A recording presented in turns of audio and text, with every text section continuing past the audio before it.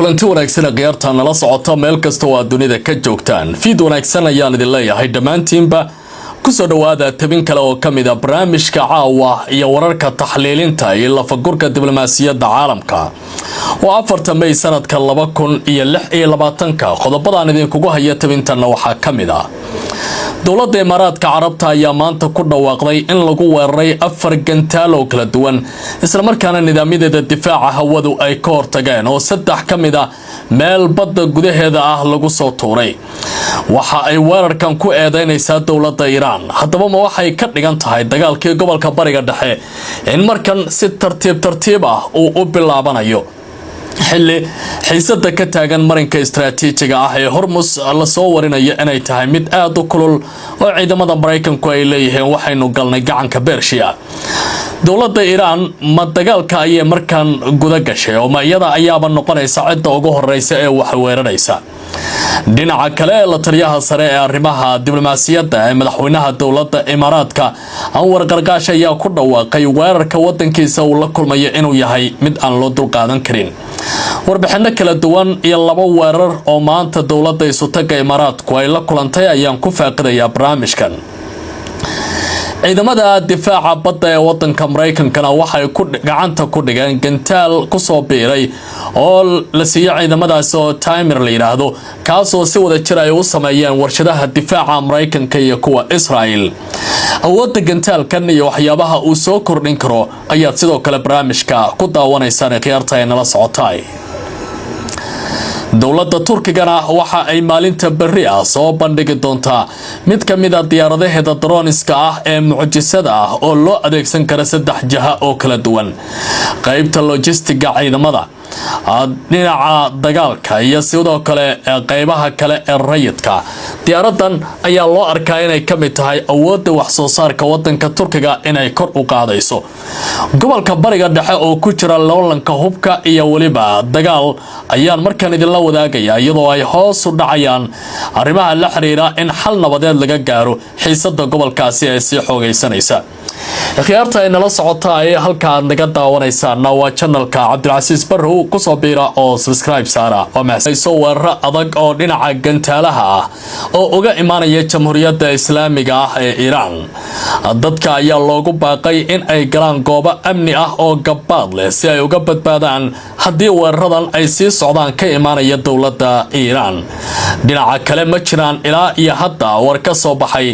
dowladda Jamhuuriyadda Islaamiga ah oo ku saabsan weerarka gantaalaha ay sheegayso dowladda Isutaga Imaaraadka Carabta in ay la kulmayso hay'adda qaran ee maareynta masiibooyinka iyo xaaladaha degdega ah ee wadanka Isutaga Imaaraadka ayaa shaaca ka qaaday nidaamyada difaaca cirka ee wadankaasi ay ka shaqeynayaan ka jawaabista hanjabaado gantaalo ah oo ku soo wajahan warsaxaafadeed kooban oo ay soo saartay hay'adda ayaa lagu yiri hadda difaacyada cirka ayaa la tacaalaya hanjabaadaha gantaalahan waxa la sheegay 3 kamid ah in badda lagu soo riday halka mid kamidana wali ay la tacaalayaan baaliri ciidamada Imaaraadku sida ay warkooda ku sheegeen sidoo kale wasaaradda amuraha gudaha ee Imaaraadka ayaa xaqiijiyay isla fariintan iyadoo shacabka ugu baaqday in ay ku sugnaadaan meel amni ah oo gabaad ah raacana tilmaamaha iyo digniinaha rasmiga ah ee dowladda ka soo baxaya xaaladan iyo digniintan shacabka loo jeedinayo waxay ku soo aadaysaa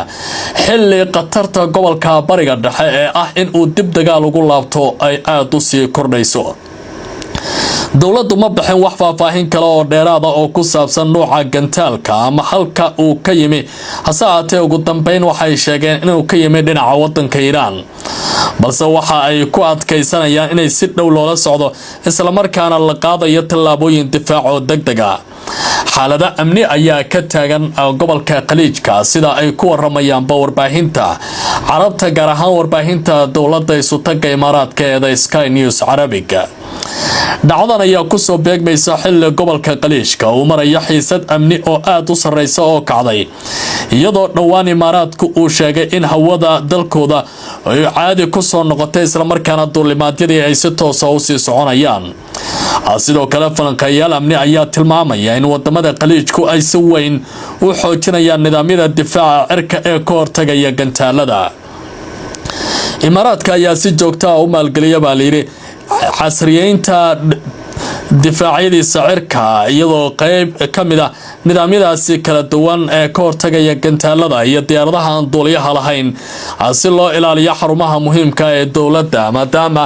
duqeymihii dhacay intii dagaalka uu socday ay kala kulmeen saameyn xoog leh. dhinaca kale dowladda imaaraadka carabta ayaa ka jawaabtay hadallo soo baxaya oo la xiriiray duqeymo iyo waliba in ay maraakiibteeda maraya biyaha caalamiga ay la kulmayaan weeraro uga imaanaya dhinaca dowladda Mareykanka. la taliyaha muraha dibadda ee madaxweynaha imaaraadka carabta Dr. Anwar Gargash ayaa sheegay in qatarta Iiraan ee amniga gobolka uu yahay mid sii socota oo aan la iska indhatiri karin kadib weeraro lagu eedeeyay baa layiri Tehran inay la beegsatay markab shidaal oo ay leedahay dowladda isutaga imaaraadka carabta gaar ahaan shirkadda loo yaqaano ADNOC oo dhinaca shidaalka u qaabilsan dowladda isutaga imaaraadka. Anwar Gargash ayaa qoraal uu ku baahiyay barta X waxa uu ku yiri gardarrada Iiraan ayaa sii socota iyadoo la beegsanayo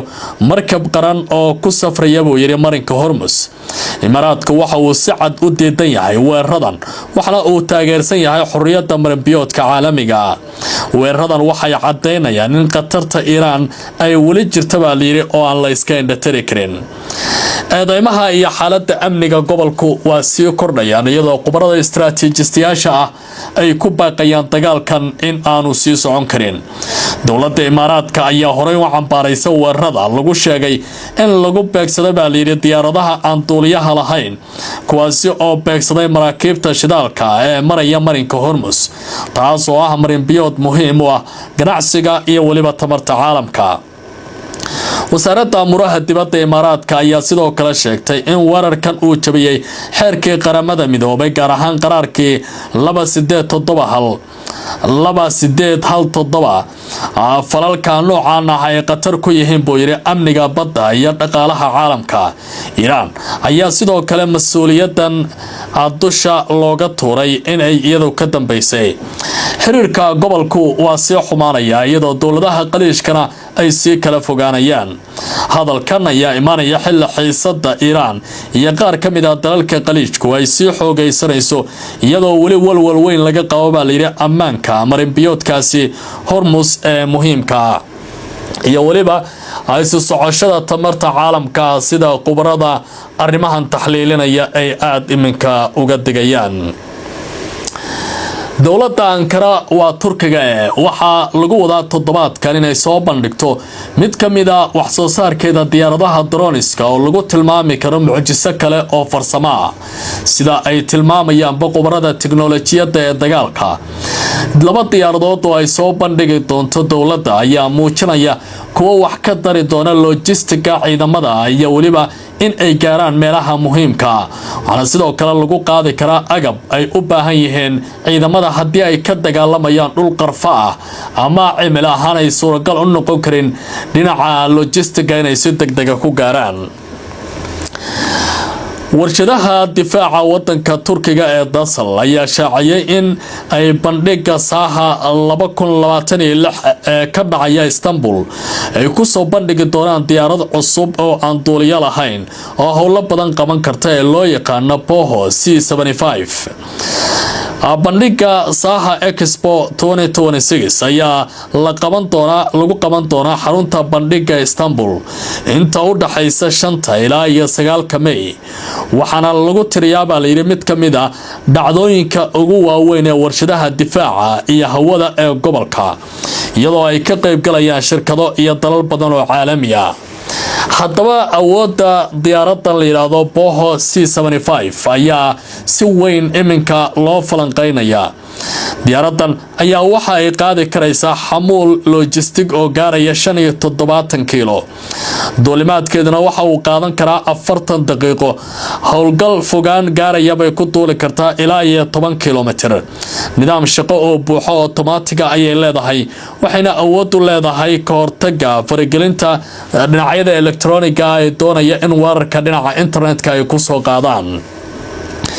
diyaaradan ayaa sidoo kale lagu qalabeeyay baa la yiri nidaamyo kayd ah oo elektrooniga kuwaasi oo kordhinaya badbaadada iyo waliba sii socoshada duulimaadyada xitaa xaaladaha adag isticmaalka diyaaradan iyo ujeedada laga leeyahay waxa lagu tilmaamay gaarsiinta sahayda caafimaadka iyo raashinka ee ciidamada howlgallada gurmadka degdega gaadiidka qalabka militariga ay u baahan yihiin iyo howlgalka samata bixinta masiibooyinka dabiiciga diyaaradan ayaa sidoo kale loogu talagalay inay la shaqeyso meelaha adag ee gaadiidka dhulka aanay si fudud ku gaari karin isla markaana kaalmada ciidamada ee dagaalku ay u baahan yihiin ay qayb ka noqon karayso shirkadda Dassault waxay sidoo kale hormarinaysaa baa la yiri nooc kale oo la yiraahdo Boeing C100 aan iraahday oo awoodiisu uu ka badan yahay middan C75 diyaaradaasi waxay qaadi karaysaa baa la yiri xawaare culays gaaraya 100 kilogram xawaare gaaraya 90 kilomitir ayayna saacadii ku duuli karaysaa iyadoo dhul ballaaranna mari karaysa isla markaana ay ku xiran yihiin qalab ka casrisan midka diyaaradan noocan cusub ayaa loo diyaarinayaa in ay bixiso baa la yiri adeegyo logistiga oo dawladda Turkigu ay u aragtay inay muhiim u yihiin dunidan farsamada tiknoolajiyada loo guurayo ee casriga ugu dambeyntiina ciidamada badda ee dalka Mareykanka ayaa gacanta ku dhigay oo lagu qalabeeyay gantaalka Timer ee difaaca loo yaqaano MRIC oo ku salaysan Iron Dome-ka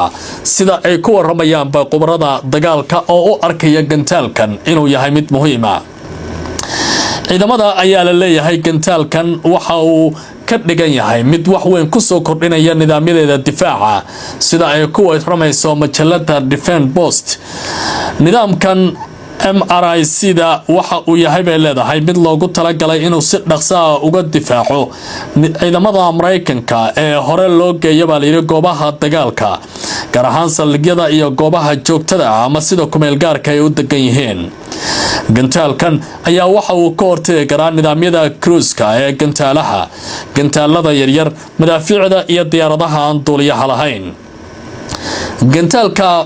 Timer ayaa sidoo kale la sheegay awoodda uu leeyahay sida ku qoran xogta The Defense Post waxay leedahay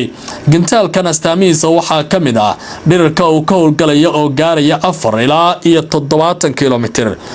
nidaam hagid oo casri ah ayaa ku xiran bay leeyihiin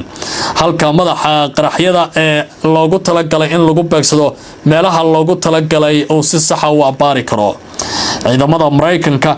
ee dhinaca badda ayaa ogolaaday baa la yiri horumarinta nidaamkan kadib markii 3 tijaabo la geliyay sanadkii 2022 waxaana la qorsheynayay in sanadka 2028 lagu qalabeeyo 3 qaybood oo kamid ah ciidamada Mareyniska